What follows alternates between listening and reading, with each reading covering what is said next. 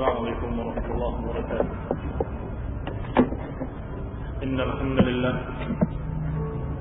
نحمده ونستعينه ونستغفره ونعوذ بالله من شرور أنفسنا ومن سيئات أعمالنا. من يهده الله فلا مضل له ومن يضلل فلا هادي له. وأشهد أن لا إله إلا الله وحده لا شريك له. وأشهد أن محمدا عبده ورسوله صلى الله عليه وعلى آله وأصحابه والتابعين وتابع التابعين ومن تبعهم بإحسان إلى يوم الدين. يا أيها الذين آمنوا اتقوا الله حق تقاته ولا تموتن إلا وأنتم مسلمون. يا أيها الناس اتقوا ربكم الذي خلقكم من نفس واحدة وخلق منها زوجها وبث منهما رجالا كثيرا ونساء واتقوا الله الذي تساءلون به والأرحام إن الله كان عليكم رقيبا. يا أيها الذين آمنوا اتقوا الله وقولوا قولا سديدا يصلح لكم أعمالكم ويغفر لكم ذنوبكم ومن يطع الله ورسوله فقد فاز فوزا عظيما. أما بعد فإن خير الحديث كتاب الله وخير الهدي هدي محمد صلى الله عليه وعلى آله وسلم وشر الأمور محدثاتها فإن كل محدثة بدعة وكل بدعة ضلالة وكل ضلالة في النار. Ikhwani fillah a'azakumullah, kaum muslimin yang saya hormati, kita masuk pada bantahan syubhat yang kelima, yaitu syubhat yang mereka tebarkan, yang mereka tuduhkan kepada ahli sunnah salafiyin, yaitu ramyuhum ahli sunnah bi'adami fiqhihim lil waqi'. Ini mereka menuduh bahwa ahli sunnah dan para ulama'nya mereka tidak mengerti fiqhul waqi'. Fiqhul waqi' adalah memahami situasi dan kondisi, atau memahami apa yang terjadi di dunia ini. Ikhwan fillah a'azakumullah, penulis menyatakan, "Innal maqsud ahlul bid'ah min ramyihim ahlal ilmi min ahli sunnati bihadzal buhtan huwa qat'u rabitati talabatil ilmi an ulama'ihim." Sesungguhnya maksud dari ahlul bid'ah dengan tuduhan tersebut, menuduh para ulama, ahli ilm, ahli sunnah dengan tuduhan yang jelek seperti itu, tujuannya adalah qat'u rabitati talabatil ilm an ulama'ihim. Tujuannya adalah memutus hubungan antara para pencari ilmu dengan ulama. yakni orang-orang yang sekarang ini dalam keadaan bersimpuh di hadapan para ulama, duduk menimba ilmu dari para ulama dan selalu bertanya, meminta bimbingan dari para ulama, mereka putus hubungannya dengan ulama dengan satu fitnah, yaitu fitnah yang mereka katakan bahwa ulama kalian itu tidak mengetahui situasi dan kondisi. Ulama kalian itu tidak mengerti wawasan politik. Ulama kalian itu dalam keadaan tidak mengerti apapun yang terjadi. Bahkan di sebelah masjidnya sendiri dia tidak tahu. Kalimat-kalimat ini adalah kalimat yang memisahkan kaum muslimin dari ulama. Padahal ulama sebagaimana dibahas dalam kajian yang lalu merupakan pelita-pelita dunia. Ulama adalah cahaya yang terang yang menerangi kaum muslimin sehingga mereka tahu mana jalan yang benar, mana jalan yang batil. Mereka tahu mana yang harus ditelusuri dan mana yang harus dihindari. Itu ulama. Warasatul anbiya, pewaris para nabi. Dan Allah Subhanahu wa taala memerintahkan fas'alu ahla dzikri in kuntum la ta'lamun. Tanyakanlah kepada ahli dzikri. Mereka ahli dzikri adalah para ulama. Tanyakanlah kepada mereka, para ulama. In kuntum la ta'lamun, kalau kalian tidak mengerti. Ternyata ketika kita bertanya kepada para ulama, muncul ucapan-ucapan sinis dari ahlul dhalal. Muncul ucapan-ucapan jelek dari ahlul fitnah, ahlul bid'ah, mengatakan, kenapa kalian tanya pada mereka? Mereka kan tidak tahu keadaan kalian. Mereka itu kan cuma duduk di masjidnya, nggak tahu situasi dan kondisi, nggak tahu wawasan politik, nggak tahu perkembangan zaman. Mereka itu. Hadis para ulama agar kita tidak perlu tanya pada mereka. Kalau kamu tanya had dan nifas pada mereka ngerti itu. Tapi kalau tanya bagaimana sikap kita menghadapi situasi, jangan pada mereka. Mereka nggak tahu, katanya. Kami yang di lapangan lebih mengerti. Kami yang di medan laga ini lebih tahu, katanya. Lihat ikhwan fillah azakumullah, cara keji mereka untuk menjauhkan kaum muslimin dari ulamanya. Kalau kaum muslimin jauh dari ulamanya, yang akan terjadi pasti penyimpangan-penyimpangan dan kesesatan-kesesatan.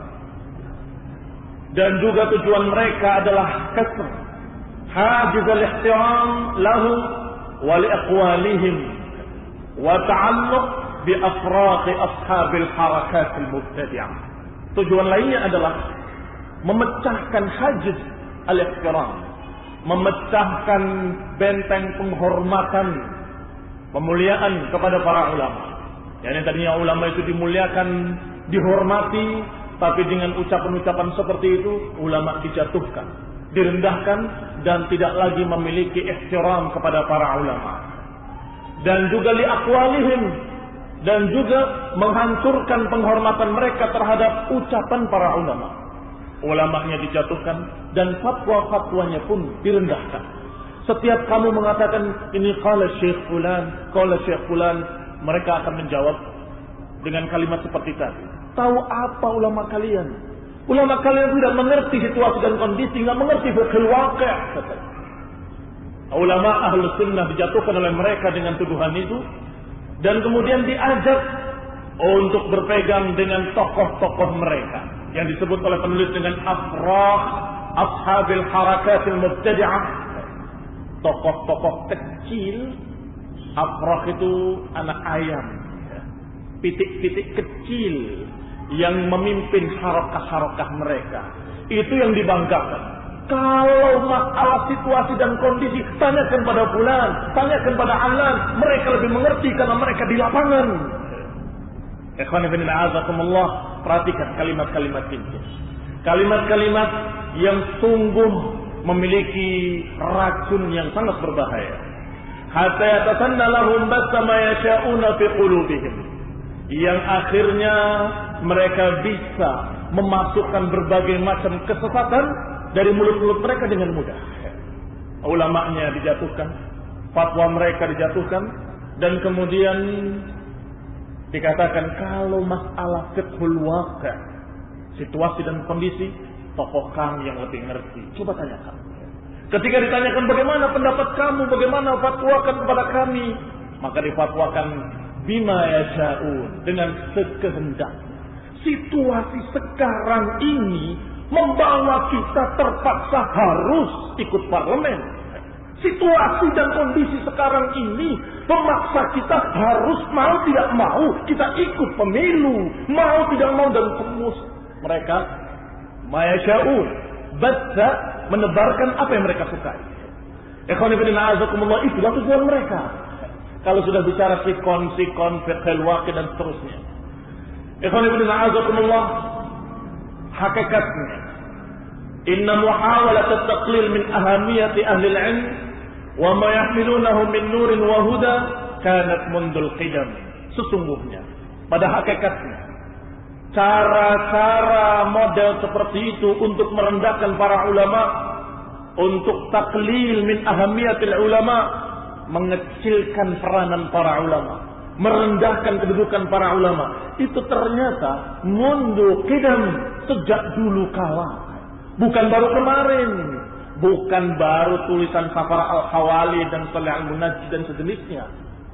Sebelumnya zaman Amr bin Ubaid, Zamannya para imam sudah dibantah, sudah dicerca dengan cercaan yang sama. Sebagaimana dinukil oleh Imam Syafi'i rahimahullah dalam kitab beliau Al-I'tisam. Juz pertama, halaman 296. Kata Imam Syafi'i menukil ucapan seorang tokoh mubtadi' dhal ahli bid'ah, yaitu Amr ibn Ubaid, yang pemikirannya adalah pemikiran i'tizal. I'tizal lebih mementingkan akal daripada nas, daripada dalil Quran dan Sunnah. Aqlani. Dia berkata, "Ala tasma'una ma kalam al-Hasan wa Ibn Sirin 'indama tasma'unahu illa khirqata haidatin mulqah." Kata Amr bin Ubaid, tidaklah ucapannya Al-Hasan, yang dimaksud Al-Hasan Al-Basri, atau ucapannya Ibn Sirin, atau ucapan yang semisal itu, tidaklah kalian dengar ucapan mereka kecuali kedudukannya sama dengan hirqata haidin mulqah, kedudukannya sama dengan secarik kain untuk membersihkan darah haid. Ini khonifin a'azakumullah ucapan keji dari Amr bin Ubaid yang merendahkan para ulama. Bahkan Amr bin Ubaid mengatakan ilmunya Imam Syafi'i tidak lepas, tidak keluar dari celana dalam perempuan, katanya. Kenapa? Kok dia marah-marah dan mencaci maki para ulama? Karena para ulama mengkaji masalah fikih, masalah haid, masalah nifas. Para ulama mengkaji bagaimana taharah, bagaimana membersihkan diri, mensucikan diri dari najis. Maka itu dianggap oleh mereka adalah kerendahan, rendah, kecil, tidak ada nilainya itu. Seperti hirqata haidin mulqah, tidak lepas, tidak keluar dari celana dalam perempuan dan sejenisnya. Terus ulama yang kamu maksud punya ulama yang hebat, ilmu yang hebat seperti apa? Kata mereka, namanya alim ulama itu harus memiliki akal yang cerdas. Karena memang dia aklani. Sehingga yang dibanggakan adalah orang yang akil, yang tidak dungu hanya apa kata hadis diterima, apa kata mereka diterima. Ikhwan fillah a'azakumullah, ternyata terulang kembali di zaman kita ini. Sungguh menyedihkan. Terulang kembali ucapan Amr bin Ubaid, dan terucapnya bukan dari ucapan seorang aqlani, bukan dari seorang yang dalam keadaan sesat bal, terang-terangan seperti Syiah Rafidhah. Tidak. Dia mengaku ahli sunnah. Dia mengaku sebagai salafi bahkan. Seperti Abdurrahman Abdul Khalid. Dia mengatakan bahwa aku lihat para ulama seperti taburul muhannatin, seperti barisan para mumi. Tahu mumi? Mayat yang diawetkan. Jasad-jasad mereka ada di sini, tapi akal-akal mereka adalah akal-akal kuno. Ilmu mereka tidak keluar daripada ilmu haid wan nifas.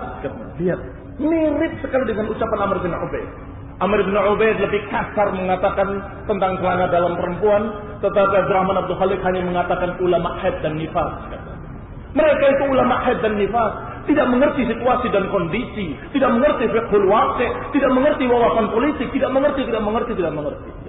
Sampai gurunya sendiri yang mengajari dia ketika dia kuliah dikatakan memang guru saya itu alim.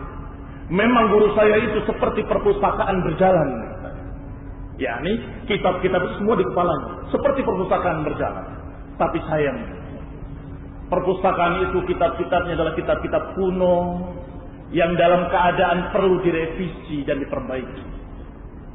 Bayangkan, gurunya sendiri dia cerca dengan cercaan yang sama. Kenapa kalimat kuno diulang-ulang? Itu kan dulu, itu dulu dan seterusnya. Karena dia menganggap bahwa permasalahan-permasalahan yang dipermasalahkan oleh Syekhul Islam Ibn Taimiyah tentang ilmu kalam itu dulu. Tentang asma wa sifat yang dihadapi oleh Imam Ahmad itu dulu. Tentang masalah-masalah yang dihadapi oleh para ulama itu dulu. Adapun sekarang kita menghadapi permasalahan lain, permasalahan syirik politik, maka kita dan seterusnya. Apa ujung-ujungnya? Mau tidak mau kita harus ikut parlemen, harus kita berjuang lewat pemilu dan seterusnya. Sama, akhirnya sama, yaitu mengajak untuk masuk ke dalam kebid'ahan. Ikhwan fillah a'azakumullah. Maka kalimat-kalimat yang serupa terulang dari anak buahnya atau cucu buahnya. Yang di Indonesia ini anak kesekian dari turunan-turunannya. Kalau mengucapkan kalimat yang sama, wajar. Seperti gurunya. Ikhwan fillah a'azakumullah. Ma asbahal lailah bil barihah. Betapa miripnya hari ini dengan kemarin. Betapa miripnya malam ini dengan malam yang lalu. Persis sama.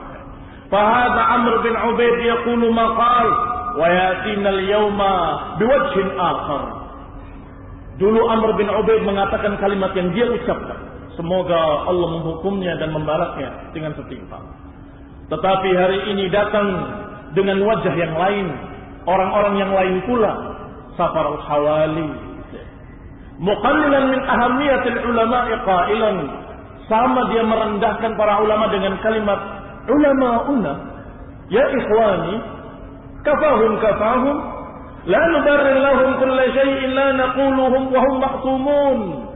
Kata dia, ulama kita wahai saudara-saudaraku, cukuplah untuk mereka, cukup bagi mereka. Kita tidak membela, tidak membenarkan semua apa yang mereka katakan. Mereka tidak maksum, katanya. Nahnu naqulu, na'am, indahum taqsirun fi ma'rifatil waqi'. Maka kami katakan ya, mereka memiliki kekurangan, yaitu mereka tidak mengerti fiqhil waqi'. Wa ma adra kama fiqhil waqi'. Thumma ma adra kama fiqhil waqi'. Apa sih maksudnya fiqhul waqi' itu apa? Kalau kita bicara fiqhul waqi' itu adalah waqi', sesuatu yang terjadi yang akan dihukumi oleh seorang ulama, maka itu adalah satu dari dua prinsip fatwa sebagaimana dikatakan oleh para ulama. Seperti Ibnu Qayyim dalam I'lamul Muwaqqi'in, kata beliau, fatwa dibangun di atas dua perkara. Pertama ilmu syar'i, yaitu Quran dan Sunnah dengan pemahaman yang benar. Yang kedua adalah ilmu bil waqi', ilmu tentang kenyataan yang terjadi. Maka Ibnu Qayyim membahas dasar dua ini. Orang yang tahu ilmu syar'i tapi enggak tahu ilmu waqi', maka dia akan salah dalam berfatwa. Kalau dia tahu ilmu tentang waqi' yang terjadi tapi enggak tahu ilmu syar'i, maka fatwanya pun akan salah. Apakah itu yang dimaksud ketika Safar Hawali mengatakan bahwa mereka tidak mengerti fiqhul waqi' dan seterusnya? Mana yang dimaksud? Apakah yang dimaksud betul-betul fiqhul waqi' yang dibahas oleh para ulama, bahwa seorang berfatwa harus memiliki dua perkara ini? Ilmu syar'inya mengerti Quran, mengerti sunnah, dan kenyataan yang terjadi yang ditanyakan harus tahu pula. Ikhwan fillah a'azakumullah, kalau itu yang dimaksud, kita jawab bahwa para ulama setiap ditanya tentang fatwa pasti akan bertanya fiqhul waqi', kejadiannya seperti apa? Apa yang terjadi? Begini ya Syekh, ini begini dan ini begini, diceritakan ini kejadiannya. Jadi gimana fatwamu ya Syekh? Kalau memang begitu yang terjadi, maka saya katakan ini haram atau ini halal dan seterusnya. Fatwanya dibangun di atas itu. Maka kalau sampai kemudian orang tadi dalam keadaan dusta, apakah yang disalahkan ulama? Apakah yang disalahkan mereka para ulama? Rasulullah sallallahu alaihi wasallam menyatakan kalau ada yang mukhasamah di hadapanku, yang satu ahli berbicara dan yang satu tidak, kemudian dia menang, kemudian aku berikan bagian ini kepada yang pandai berbicara, maka niscaya tidaklah aku berikan kepadanya kecuali sepotong neraka.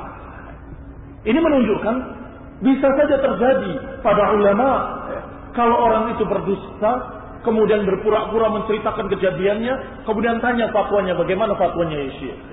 Dijawab oleh Syekh. Kemudian tentunya jawaban itu sesuai dengan cerita orang tadi. Maka apakah orang itu yang disalahkan atau ulama? Tentunya orang tadi yang disalahkan, dan itu wajar. Apakah setiap ulama harus tahu seluruh kejadian di dunia ini? Ikhwan fillah a'azakumullah, tidak ada seorang yang berakal sehat berkata seperti itu. Satu orang pun tidak ada. Ulama itu harus tahu semua berita dunia. Tidak mungkin. Mustahil kejadiannya. Maka ikhwan fillah a'azakumullah, berarti apa yang dimaksud oleh mereka tidak lain tidak bukan. Yang dimaksud adalah menjatuhkan ulama. Kalau yang dimaksud adalah sesuatu kejadian yang perlu ada fatwa padanya, pasti mereka akan datangnya bukan ke kita. Bahwa ulama itu tidak mengerti fiqhul waqi, bukan begitu. Pasti akan datang kepada para ulama, ya syekh, ya imam, kejadiannya seperti ini, bagaimana fatwamu? Begitu. Selesai. Kalau disampaikan beritanya dari fiqh, maka ulama itu akan menjawab, haddatsani fiqh, sampai kepadaku berita dari orang yang fiqh menyatakan demikian. Maka aku berfatwa. Sampaikan fatwanya berdasarkan berita tadi. Ikhwani fillah, azakumullah, kenyataannya fahum ayil ulama qatahilatun bil ilmi syar'i. Para ulama itu memiliki dan banyak pada mereka ilmu syar'i. Lakinnahum alatun ala ghairihim. Tapi kata mereka, ulama itu fakir, miskin, butuh dari orang lain tentang berita-berita, katanya. Fahadha multaqa kalam Amr bin Ubaid. Maka ini sama, mirip dengan ucapan Amr bin Ubaid tadi. Dan ini pula inti dari ucapan Safar al-Hawali.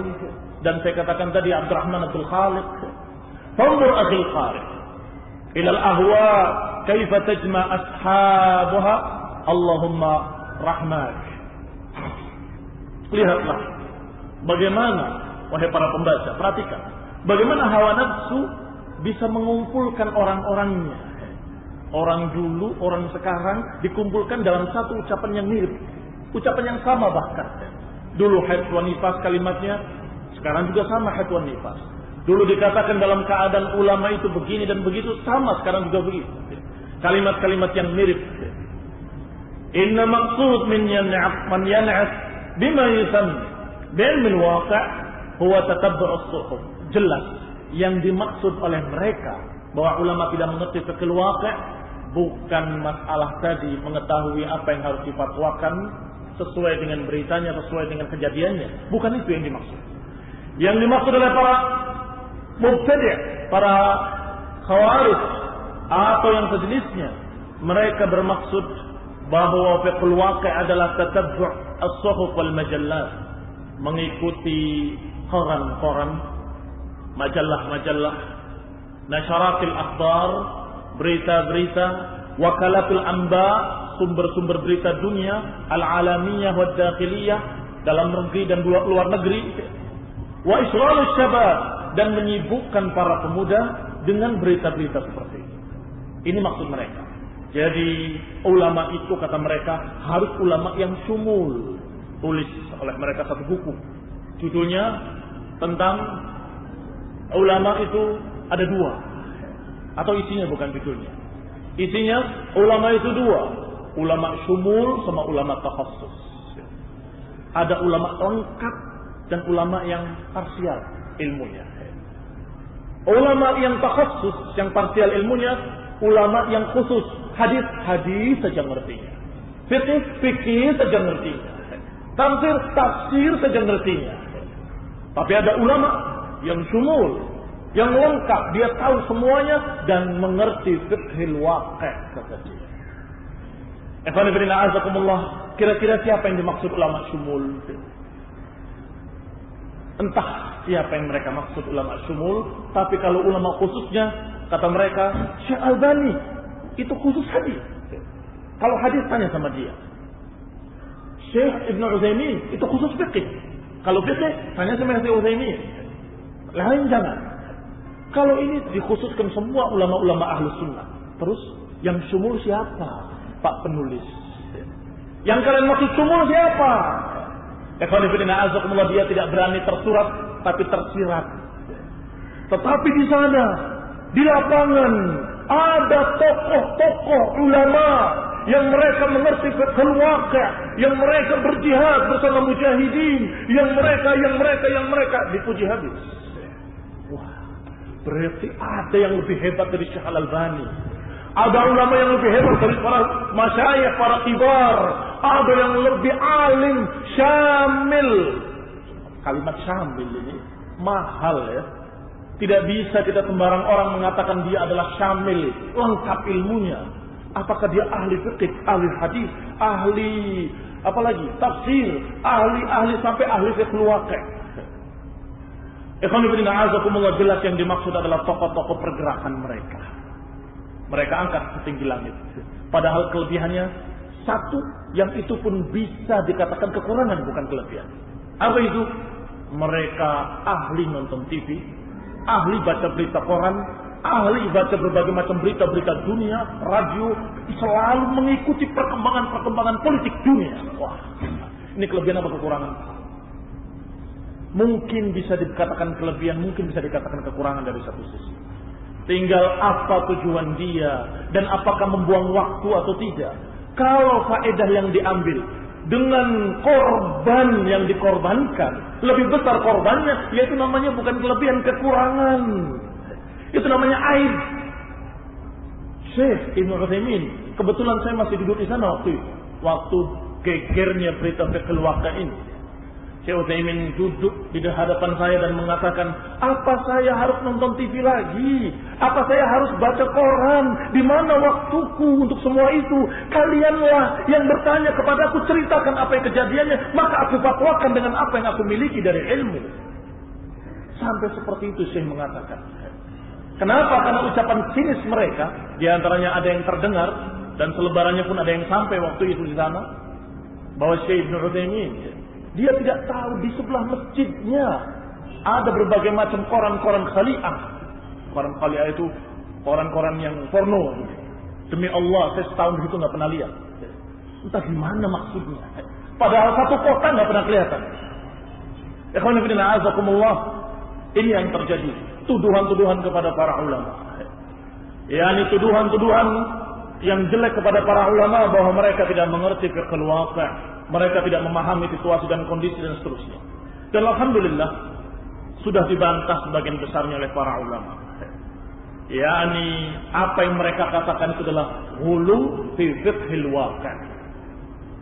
Ghulu, berlebih-lebihan tentang fiqhil waqi'. Kalaupun dikatakan perlu, tidak lebih dari perkara yang sifatnya wajib kifai. Kifai itu kalau sudah ada yang tahu, cukup kamu tahu, sampaikan kepada syekh. Syekh kejadian begini, selesai. Kalau mau ditanyakan tentang keluarga kita, masa syekh tahu? Kalau kita tanyakan telepon, syekh, bagaimana sikap saya kepada bapak saya? Loh, bapak kamu emang kenapa? Loh, syekh harus tahu dong fikih waqi'. Mak begitu? Ya nggak bisa. Dari mana dia akan tahu urusan kamu, keluarga kamu, urusan kamu, negeri kamu, urusan di tempat kamu? Kamu yang tanya. Begini sih, bapak saya itu begini, tadinya sudah cerai, tapi dia begini dan begini. Ceritakan. Terus baru tanya, bagaimana sikap saya sih? Ini kalau yang dimaksud adalah apa yang dikatakan oleh Ibnu Qayyim tadi, bahwa dasar fatwa itu dua, ilmu syar'i dan ilmu waqi'.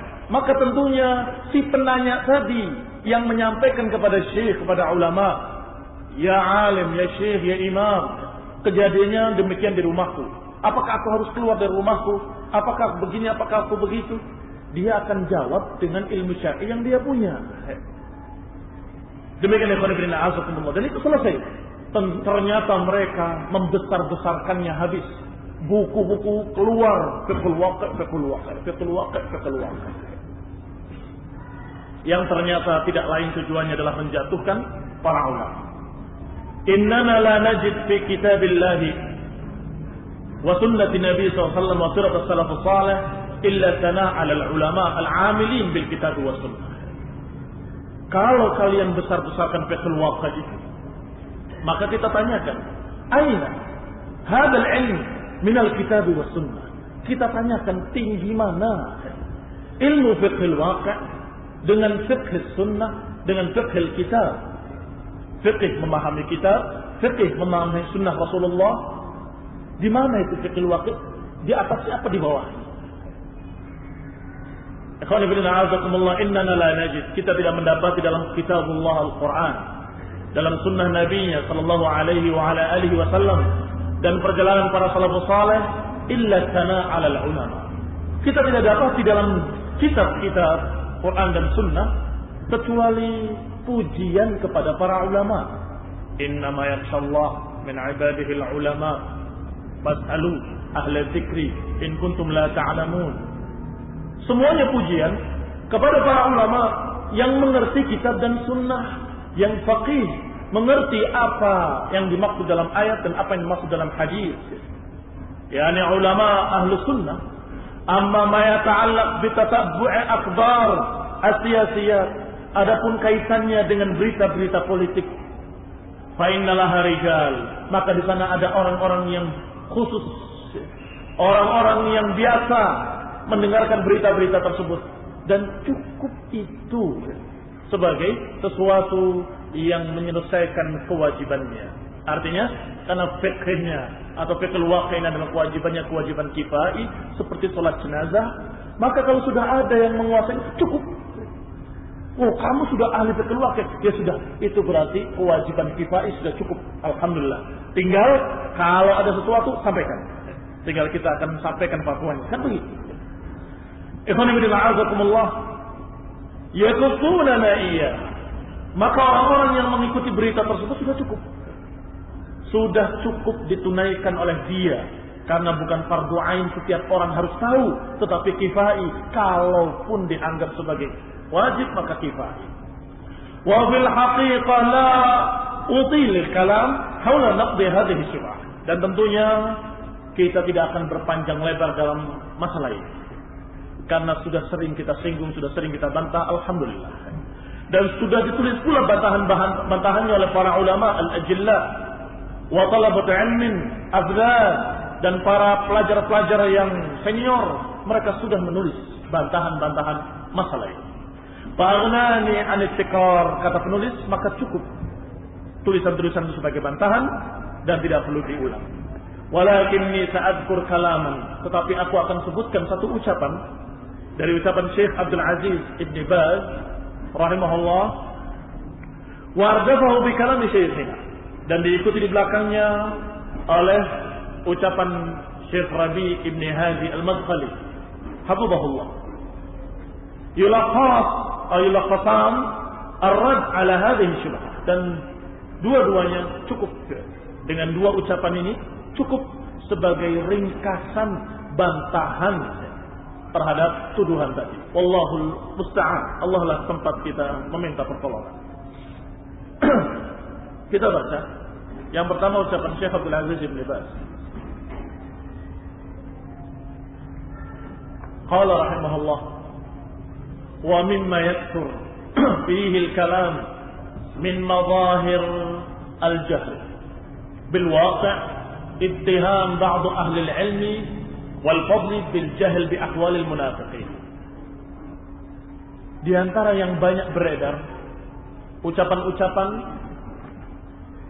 yang menunjukkan bukti kebodohan mereka tentang kenyataan yang terjadi adalah tuduhan mereka bahwa para ulama yang memiliki keutamaan, mereka tidak mengerti keadaan munafiqin wal ilmaniyin dan orang-orang ilmaniyin. Khonafidna azakumullah. Syekh bin Baz mengalami ketika itu orang-orang yang menuduh para ulama dengan kebodohan. Mereka itu bodoh, bisa ditipu dan demikian kalimat-kalimat seperti itu. Tidak tahu orang yang sebelahnya itu munafik. Tidak mengerti bahwa orang yang selalu bersamanya itu adalah agen CIA atau agen KGB dan seterusnya. Kalimat-kalimat diucapkan seperti itu. Maka kata Syekh bin Baz, "Hada ghairu qadhifun atau ghairu qadhin. Idh yujad fil ummati munafiq aw zindiq la ya'lamuhu al-ulama wa la ya'rifuna halahu wa la yu'addu hadha al-khafa 'aiban." Kata Syekh, itu adalah sesuatu yang tidak menunjukkan aib para ulama. Karena bisa jadi dalam umat ada orang munafik, ada zindiq yang tidak dikenali oleh para ulama dan tidak diketahui keadaannya oleh mereka. Bahkan ketidakmengertian mereka, kesamaran si munafik ini di mata para ulama, ini adalah sesuatu yang bukan aib bagi ulama tersebut. Kata Imam Dahabi rahimahullah ketika berbicara tentang Al-Hallaj. Al-Hallaj tokoh sesat zindiq. Kemudian dia berkata dengan kalimat, "Kana jama'atun fi ayyamin Nabi." Bahwasanya sekelompok orang di zaman Nabi SAW muntasibuna ila sahbati, mengaku dan menganggap dirinya sebagai sahabat Nabi, wa illa millatihi, dan mengaku mengikut agama Nabi Muhammad SAW. Ternyata hum fil batin maradatul munafiqin, ternyata mereka di batinnya adalah orang munafik yang jahat. Ada apa enggak ada di zaman Rasulullah? Ada. Qad la ya'rifuhum, kadang-kadang tidak diketahui oleh sahabat, kadang-kadang tidak diketahui oleh Rasulullah bahkan. Wala ya'lam bihim, dan tidak mengerti keadaan hati mereka. Allah berfirman dalam Al-Quran, wa min ahlil madinati maradu 'alan nifaq la ta'lamuhum nahnu na'lamuhum sanu'adzibuhum marratain. Di antara penduduk Madinah ada yang maradu 'alan nifaq, ada orang-orang munafik yang jahat. La ta'lamuhum, engkau tidak tahu. Nahnu na'lamuhum, tapi kami tahu, kata Allah. Engkau tidak tahu, tapi kami tahu. Sanu'adzibuhum marratain, dan kami akan mengadab mereka 2 kali lipat. Ini ayat Allah Subhanahu wa taala menyatakan kepada Rasulnya alaihi salatu wassalam bahwa di penduduk Madinah itu ada munafik. Kamu belum tahu, tapi kami tahu, kata Allah. Maka diturunkan oleh Allah Subhanahu wa taala ayat-ayat setiap munafik tadi berulah. Setiap ulah mereka terjadi, turun ayat. Berkata munafiqun. Ketika mereka berbicara, turun lagi ayat. Mereka mengatakan. Ketika mereka beralasan, turun lagi ayat. Mereka beralasan, munafik itu beralasan. Maka semakin kelihatan siapa yang dimaksud. Tetapi Rasulullah SAW ketika datang ke Madinah tidak tahu mana yang munafik. Dan Allah yang berfirman, la ta'lamuhum nahnu na'lamuhum. Kamu tidak tahu, kami tahu, kata Allah. Maka apakah ini aib? Kalau Rasulullah tidak tahu, para sahabat tidak tahu, ini munafik, aib atau bukan aib? Ikhwan fillah, azakumullah, manusia tidak mengerti hati orang lain, wajar. Kalau dohirnya dia ke masjid, dohirnya dia berpakaian sunnah, dohirnya dia berbicara dengan ucapan sunnah, bagaimana kita akan menghukumi hati? Maka ikhwan fillah, azakumullah, hal tersebut hal yang wajar terjadi. Kalau dikatakan oleh Allah kepada nabinya, la ta'lamuhum nahnu na'lamuhum, engkau tidak tahu tapi kami tahu. Apalagi yang bukan Rasul, apalagi para ulama. Kalau mereka tidak mengerti, wajar bagi mereka, bukan aib. Kalau kamu tahu kemudian kamu diam, itu yang menunjukkan aib. Kalau kamu tidak tahu tapi ngaku tahu, itu juga aib. Tidak tahu ini, tapi ngaku tahu. Ulama itu bodoh, itu sebanyak munafik. Kayak penonton bola, dia dari jauh nih, dari Indonesia, yang di sebelahnya itu munafik. Kamu di mana, dia di mana? Yang dekat saja tidak tahu kok kamu tahu. Itu namanya mengaku tahu, padahal dia bodoh. Sok tahu, padahal dia jahil. Kalau sok tahu, itu namanya bukan alim. Dia adalah orang yang betul-betul kuadrat bodohnya. Dia bodoh tapi tidak sadar dirinya bodoh. Tapi kalau dia dalam keadaan seorang manusia biasa mengatakan saya tidak tahu hati orang, saya lihat dohirnya baik, apakah ini jelek?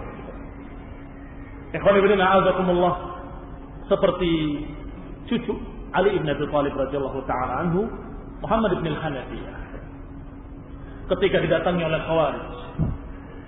Kenapa engkau tidak mau bergabung dengan kami, memberontak kepada Yazid? Alasan apa kalian memberontak kepada Yazid? Dia adalah orang zalim, dia minum khamr, dia tidak memelihara sunnah. Kata Muhammad bin Hanafiyah, aku tidak lihat. Aku datang ke rumahnya, aku temui dia, dan aku lihat dia memelihara sunnah, sholat ke masjid, dan tidak minum khamr. Engkau tidak tahu, kami tahu, betul. Baik, apakah kamu tahu itu kamu bersama dia waktu itu minum khamr bersama-sama? Oh tidak, kami tidak bersama-sama. Dari mana kamu tahu? Ikhwan fillah azakumullah, menunjukkan kalau seorang yang saleh, seorang mukmin taqi yang terkenal ketakwaannya seperti Muhammad ibn al-Hanafiyah tidak dikatakan aib kalau dia tidak tahu. Nyatanya saya tidak lihat. Saya sering tengok, saya sering tegur, nasihati, dia menerima nasihat. Ikhwan fillah azakumullah, sampai Khawarij tadi berkata, dia berpura-pura kepada engkau. Kenapa berpura-pura kepadaku tapi tidak berpura-pura kepada kalian? Pertanyaan yang telak. Kenapa berpura-pura kepadaku dan tidak berpura-pura kepada kalian? Kira-kira mau menjawab apa Khawarij tadi? Ya kalau kamu orang soleh, saya orang jelek, kan gitu. Karena orang soleh dia malu kepadamu, sedangkan saya orang jelek jadi nggak malu pada saya. Nggak mungkin kan jawab seperti itu. Maka dia diam, terdiam, nggak bisa menjawab. Kalau kamu juga saleh dan kalau masyarakat itu saleh, niscaya penguasa akan mengikuti masyarakat yang saleh tadi. Ikhwan fillah azakumullah, ini bukti bahwa kalau manusia, yang namanya manusia tetap tidak tahu yang gaib, tetap tidak tahu hati orang, melihat hanya zahirnya yang tampak pada pakaiannya, tampak pada ucapannya, tampak pada perbuatannya, itu yang dinilai. Selebihnya, fala nuzakki 'alallah ahada. Kita tidak bisa mensucikan seseorang di hadapan Allah Subhanahu wa taala. Allah yang tahu tentang hati mereka dan Allah yang Maha mengetahui tentang rahasia di balik itu semua.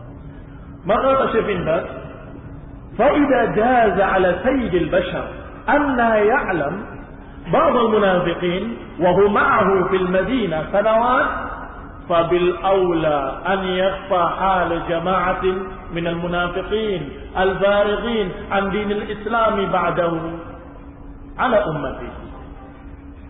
Kalau saja memungkinkan Rasulullah SAW tidak tahu tentang beberapa munafikin yang ada di Madinah, padahal dalam keadaan dia berapa tahun di sana, sallallahu alaihi wa ala alihi wasallam, maka lebih memungkinkan lagi, lebih mungkin lagi untuk tersamar keadaan mereka para munafikin tadi setelah Rasulullah ini di hadapan orang-orang yang setelah Rasul.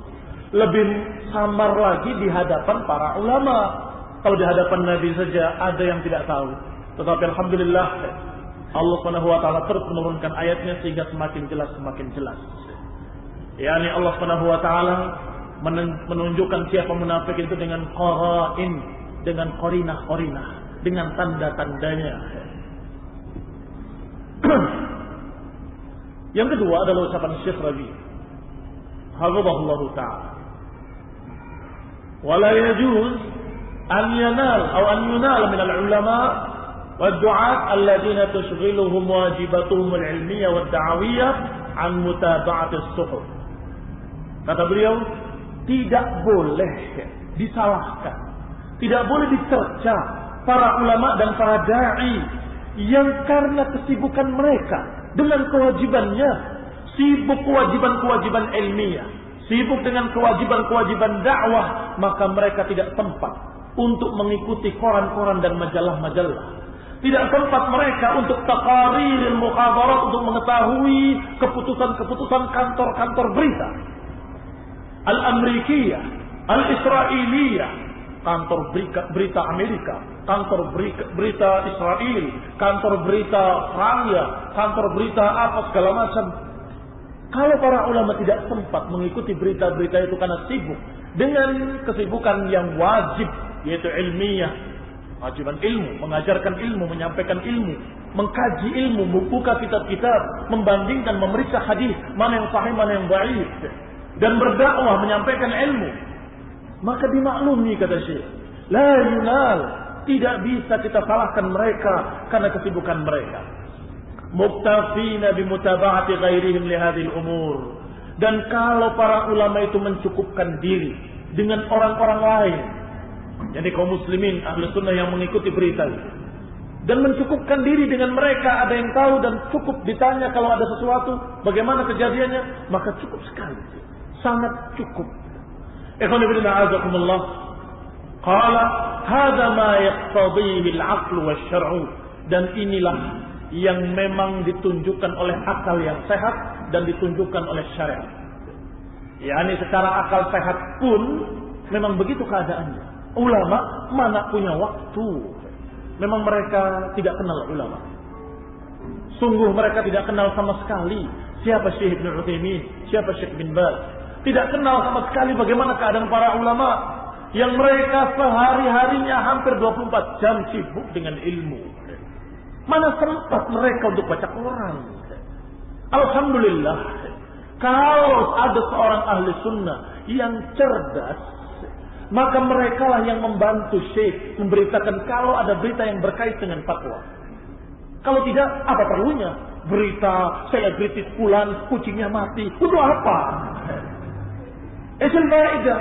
Tetapi kalau ada yang berkait dengan masalah fatwa, seperti ketika para manusia masyarakat muslimin tanya kepada para ulama, bagaimana kejadian di Irak? Bagaimana sikap kita? Bagaimana dengan sikap ini? Maka niscaya kalau seorang talibul ilmu, seorang yang mencari ilmu dan cerdas, maka dialah yang mengatakan kepada Syekh sebelum bertanya, Assalamualaikum. Ya Syekh, apa belum pernah mendengar ada kejadian di Irak begini. Kalau sudah mendengar, alhamdulillah. Kalau belum, kejadiannya begini Syekh. Bagaimana pendapatnya? Ini cerdas namanya, zaki. Tahu diri bahwa Syekh tidak sempat untuk yang itu-gitu. Untuk duduk di hadapan berita-berita. Tidak sempat beliau. Hafizahumullah, semoga Allah menjaga mereka dan memberikan pahala yang besar dengan ilmu yang mereka sampaikan kepada kita. Syekh Ibnu Utsaimin, ketika itu kasusnya Bosnia dan Herzegovina, itu hampir setiap Kamis mendapatkan telepon dari Bosnia langsung. Telepon. Sekarang keadaan demikian dan demikian. Sekarang keadaan demikian dan demikian. Ikhwan fillah a'azakumullah. Ini namanya cerdas. Bukan dengan mencaci ulama. Apa mereka tidak mengerti fiqh waqi', maka fatwanya gugur. Fatwa kalau tidak dasari fiqh waqi' tidak diterima. Maka semua fatwa mereka tidak diterima karena mereka jahilun bil waqi'.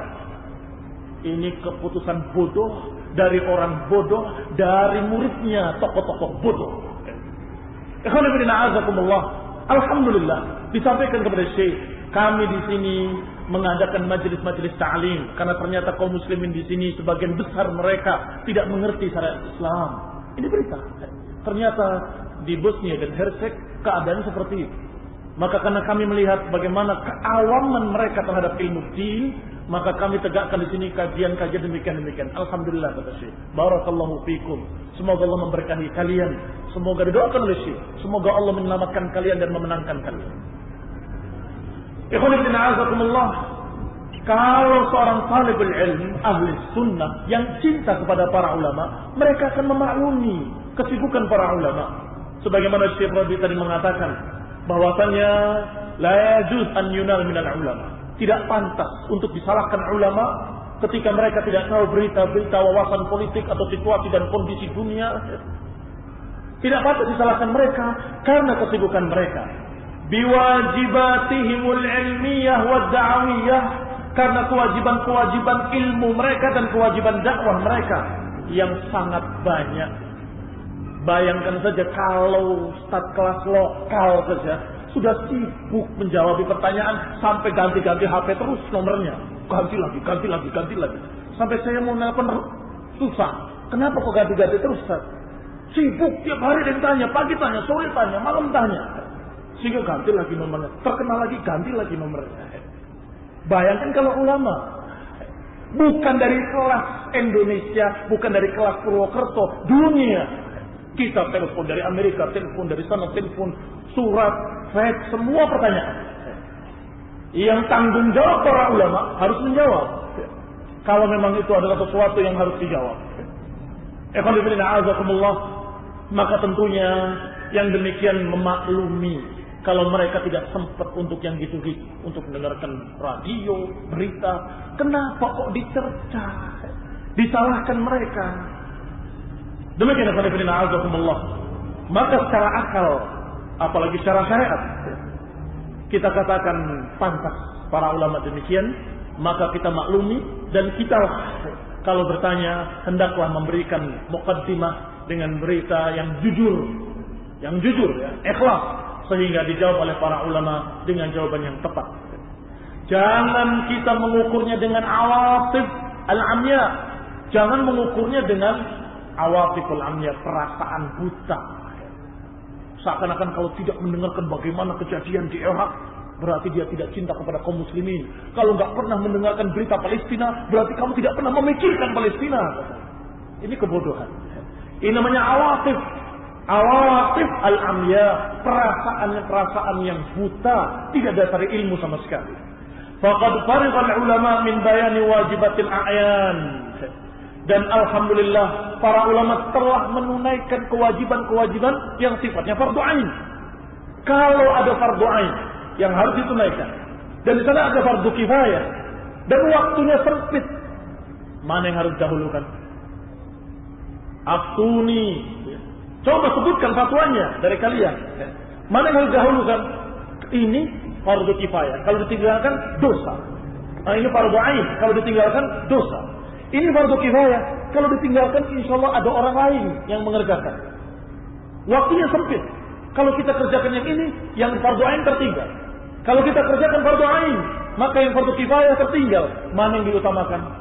Insyaallah seorang yang akil, seorang yang alim, seorang yang berilmu, seorang yang sehat akan menjawab, tentunya yang wajib ain didahulukan.